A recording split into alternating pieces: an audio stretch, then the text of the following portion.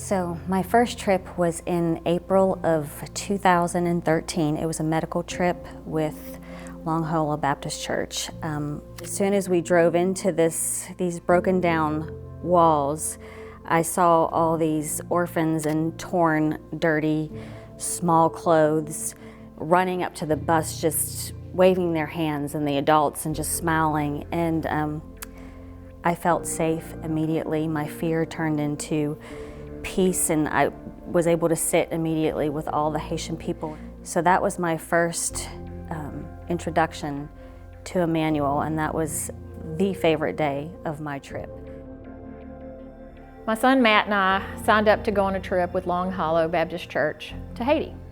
We turned left into what was an abandoned nightclub, and we met 50 orphan children who lived there with the pastor and his wife. The next day we heard that the IBSR had given those children 30 days to vacate those premises. And really we just thought, what can we do? And we asked for an amount, and it was $50,000 to build 2 buildings on a piece of land that had been given to Pastor Honore, who was the pastor over the Emmanuel children, 10 years before by UNICEF, and they of course had never been able to do anything with it. Came back to Mount Carmel, talked to Vicki, and realized that she had met these exact same children. It was like, oh my gosh, I saw those same kids, because it was just a small portion of my trip. And she had had the same response to these children, and she was overjoyed to find out that, you know, we were going to have this ministry to those particular children. And he thought about it, and most of the trips, most of the teams didn't stop at that place. We just happened to be on the 2 that did. Within 2 days of coming back, we had been given the $50,000, the entire gift, by one donor in Robertson County who said, I want to give this gift with one stipulation, that it be anonymous to the glory of God. Matt and Vicki and I showed our pictures, told our stories, and Mount Carmel responded. It was unbelievable. Sight unseen, they sponsored every single child, and we had a ministry. Et c'est là que tout le monde manger, madame moi nous commençons à prier pour miracle capable faire. Il faut que nous passer des nuits sans dormir. Des nuits sans dormir. M'a prié pour porte ouverte. Et c'est comme ça, on a prié, je viens rencontrer avec mon camel. I remember the first time that I went to Haiti, and it was on the first Mount Carmel trip in the village of Chateau. It's on the outskirts of Jeremy, and it's not demarcated in any way, or at least it wasn't at the time. It's just rocks and rubble and a little sparse grass here and there and some sand, and these 2 rudimentary cinder block buildings that were the orphanage, the dormitory for the girls and the boys. And there was no church, there was no place for these people to worship, and we had a pastor, an honorary, who didn't have an altar to preach from. And so we gathered in front of the buildings where we thought the church might possibly go when it was built someday, and we prayed. I remember Honore praying, and he raised his hands, and he was claiming the land for this church that was to be built. And as we were praying, a very light mist, almost imperceptible, started falling. And what was so noticeable about it was there were no rain clouds in the sky. It was hot. And when the prayer ended and we let go of our hands, the rain ended. 2 days after we got home, the entire amount of money was given to build that church. 2 days. The donor, the only stipulation the donor made was that it has to be anonymous, because the gift is given to the glory of God.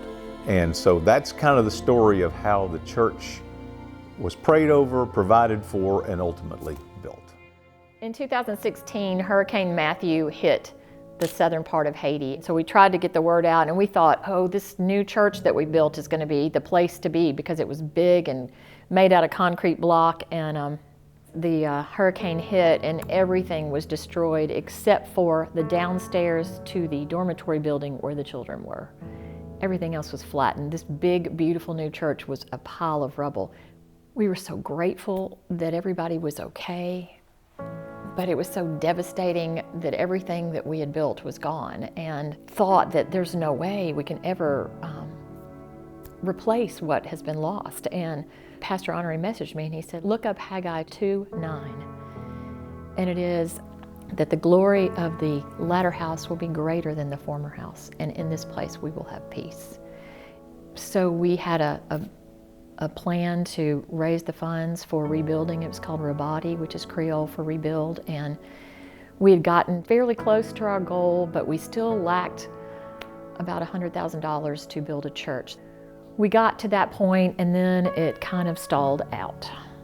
And that was about the time that I got a phone call from somebody that I had never met. We received an email about the campaign Rabati to rebuild Emmanuel. My husband and I had just been blessed with the sale of a show horse, and I believe that the Lord was speaking to us to sow those resources to rebuild the church at Emmanuel. I called Mary Phil Ilgis. I had never spoken to her before, and I told her that we were going to sow the resources to help rebuild the church at Emmanuel, because we knew how much that church was going to mean to that community and to the Emmanuel family. I remember the feeling of walking into that church, and it was not yet finished, but His glory was there. The thoughts of the school started. Mary Phil, Ralph, and I knew we had to have a conversation with Pastor Honore. We were talking to him about how we thought we should limit the class size because the children would get a better education. All the time I knew Pastor Honore is going to do what God tells him to do. And thank goodness that Pastor Honore did what God said, because now when you see those children line up out front and you hear them sing the pledge, and you say to yourself, and I only wanted a few children to come, and here they are out singing their national anthem, and the flag goes up and they march in, and they're getting an education, and they're also getting a meal, which is so important to these children. And we've also been able to incorporate so many of the community children through sponsorships. One of the things that dawned on us, because we had no plans for this when we started out in Haiti, was a lot of the children were older and aging out of orphanages, couldn't legally stay in an orphanage. And we'd been trying to raise money for a transition home that these boys could go to, but it became very apparent during that week that if we didn't have that home built by the end of the summer, they were going to be out in the streets.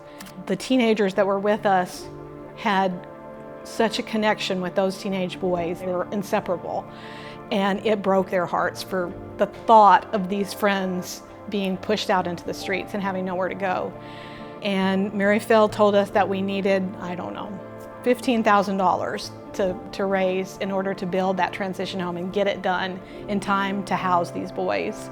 They were like, we've got to do it. We're going to do something. So the next Saturday, we had a yard sale in my driveway, and the response to these teenagers telling their story of these boys that they loved in Haiti that they wanted to take care of just went viral. And we raised $15,000 by the end of that week, and the transition home was built. Thank you so much. We love you so much. But there were no jobs. If there aren't any jobs, can we create any jobs? And so we started a ministry called 2911, which is for Jeremiah 29:11, which says, I know the plans I have for you, the plans for a hope and for a future. And so we started several small businesses. We started a goat breeding operation. We had motos that we had bought and given to some of the young men to use as taxis. And we started a sewing business. We bought a building in downtown Jeremy where we put the sewing business upstairs, and then downstairs a bakery. And then we also partnered with a couple of other organizations, and we actually bought a radio station that has the bandwidth to reach the entire country of Haiti. Over the last 10 years, we have built about 30 houses for families and widows and refugees that have fled the violence in Port-au-Prince. And we've seen where these families lived before, and it's no more than just a little bit of sheet metal, maybe a little tin roof, but and then we get to build them a concrete house with a solid roof. And building these homes changes lives, changes families, and it's just been a joy to be friends with those families. Through ESMI, we have built about 20 churches, and these churches are the center of life in their community. We've seen people, before they have a building, you go up on a motorcycle an hour into the mountains, and there are tarps over little wooden benches, and there might be 150 people there, and they don't have a building, and they're worshiping. And so to be able to give a solid church home to one of those groups has been just very special, and we consider them our sister churches in Haiti. In the summer, we would just have one gigantic birthday party for all the children in the orphanage. And at Christmas, we have a gigantic Christmas dinner for all the children in the orphanage and hand out presents. And the delight that you see on those children's faces and the adults' faces, I think that's a highlight for just about anyone from any of our mission teams, is to go for Christmas and birthday trips and beach trips to Malibu. Since that very first team in 2014, we have sent 31 teams to Haiti. We've had medical teams, Papa Noel Christmas teams, vacation Bible school teams, transition home teams. We've gone after earthquakes, after hurricanes, and so many I think that have had just a newfound faith by watching the Haitian people do life. Well, I had the opportunity to go to Haiti with a mission trip, and one afternoon we were on the bus with a bunch of Haitian children, and somebody showed them a picture of me being Santa Claus, and the little girl said, "Oh, Papa Noel don't come to Haiti, we're too bad." So I went home and I prayed about it and decided that Papa Noel could go to Haiti. So that next year at Christmas, we took the first ever Papa Noel trip to Jeremy, Haiti. Probably saw somewhere between 1,500 to 1,800 children, and each one of them we would give a piece of candy. And it would give me the opportunity to tell them, "Jesse, Rimeu, Jesus loves you." And we could make a connection that a whole lot of them children had never had. These children become so attached to you and you so attached to them in such a short period of time. We took a trip to the beach with the kids, and I got out in the ocean with a couple of little boys, and one of those little boys, Ronald, he was with me almost the whole time we were there.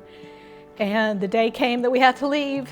Ronald just sobbed and sobbed in my arms, and my heart was broken. And I knew that I had to keep coming back, that those kids needed us, and they needed us to come back to them and to be able to depend on us. I went back a year later on a Christmas trip that was kind of a last minute thing, and our bus pulled up to Emmanuel, and I was looking out the window and I saw Ronald standing on the steps, and he met my eyes and his face lit up with a smile that was just indescribable. But that's the kind of connection we have with those children and with the people. They're our family. In 2017, we started doing a Christmas catalog, and it's just been incredible to watch how it's grown and how it's reached more people. The catalog came to the Hancocks. I got it in the mail, and I just looked through it, and I picked to do a church so they could learn about God, so they could be in heaven one day if they believed. So I was gonna raise money at my parents' store, selling hot apple cider. Kate started with her little stand, and she wrote out a little handwritten blackboard that told about the Christmas catalog and told about the churches, and people started coming and giving money. And I got $28,000 to buy 4 churches. To watch God take the loaves and the fishes from that little girl and turn it into 4 mountain churches, and now she goes back and forth in videos. Pastor Honore has sent her a video and says, "Kate, you will come to Haiti someday and see your churches," and I can send her videos of the churches going up, and it's just been a real special thing to watch. He said he would want me to come one day if I was able to. What do you think about that? I would go. I remember after the earthquake, I stood up on the newly built school after all that, and I remember like this emotion. It was quiet. I was by myself, and I looked over and watched everybody scatter in the church and in the medical clinic and in the back cooking with Mona and getting ready for the party. And I thought, only God could do more than we could immeasurably ask or think, because we were worried in the beginning, could we get a sponsor for 50 kids? And now we have all those kids sponsored, community children sponsored. We have a community church, we have a community clinic, we have a school for almost 500 kids, and it's just gone above and beyond what we could ever imagine. When it was destroyed, we thought, what are we gonna do? And God said, watch what I can do. And He made it better than it was to start.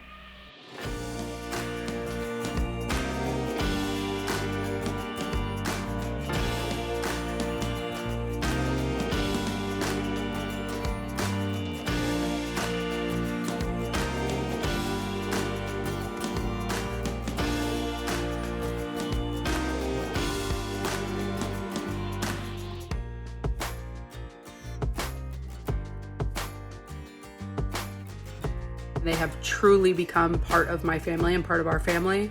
Haiti has changed my life in the most beautiful way, and I cannot wait to go back.